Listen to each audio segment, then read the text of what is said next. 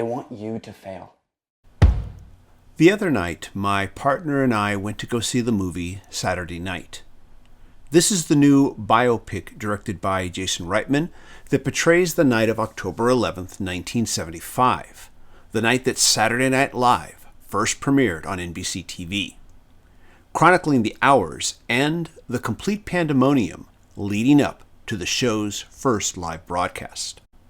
Watching the movie brought back home to me just how revolutionary the series was in its day.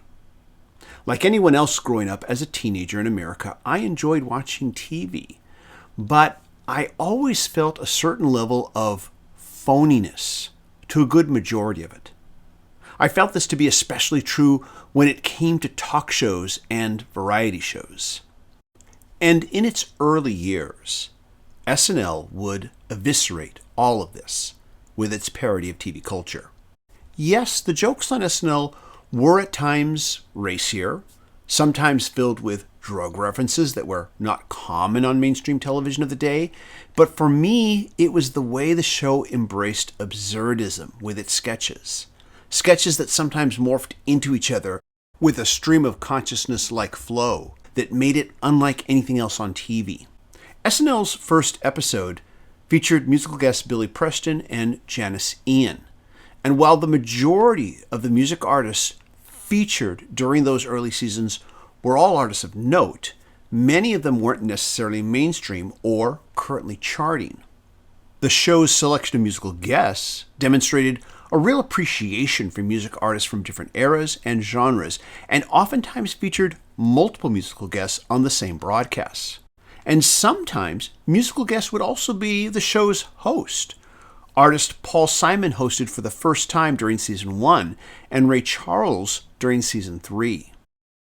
The series also broke music acts to TV audiences as well.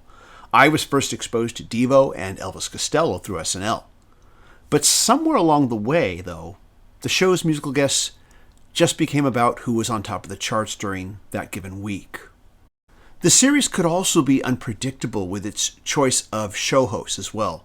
George Carlin was the first host, and probably a good choice to start the series with, but it wasn't long before mainstream personalities and celebrities wanted to host the show too. However, while the show would do this, it would also feature extremely unlikely, not to mention unexpected series hosts as well. Choices that at the time were unheard of for a variety comedy TV series. Episode 14 of Season 1 featured actor, musician, and TV producer Desi Arnaz, who, while still well known from reruns of I Love Lucy, had mostly been out of the public eye. It was an unexpected surprise to see him hosting, if not a welcome one, from a generation that had grown up with him via television. Episode 16 of Season 2 featured actor Broderick Crawford, who was best known as the star of the 1950s TV series Highway Patrol that ran from 1955 to 1959. Again, another actor that SNL's audience grew up with via TV, but hadn't heard or seen much from him in quite a while. The series would also have non-actors and non-comedians hosting, such as politician, professor, and writer Julian Bond, TV show producer Norman Lear, and consumer rights advocate Ralph Nader, not to mention athletes like Fran Tarkington. In 1975, TV commercials were so straight and straightforward that they were easy to parody, and SNL did so with reckless abandon.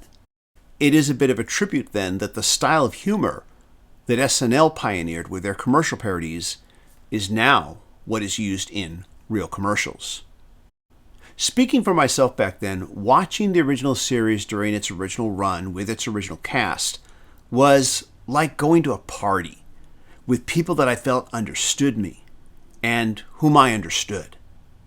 And every Sunday night as the clock approached 1 a.m. on the West Coast, I would feel a sense of melancholy during each episode's closing, featuring the band and the cast that evening saying goodbye to the audience.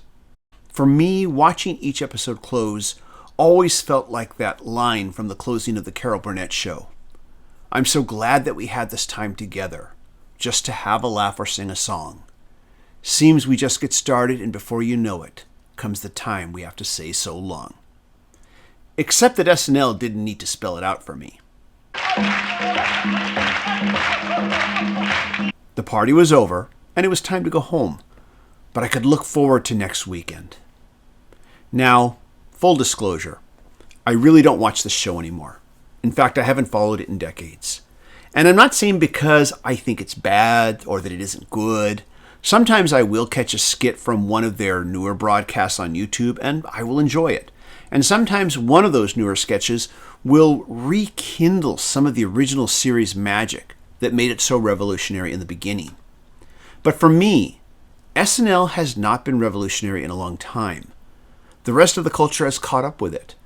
And to a certain extent, it is now just another show on TV. But none of that changes the impact the series had on the landscape of television and pop culture in general.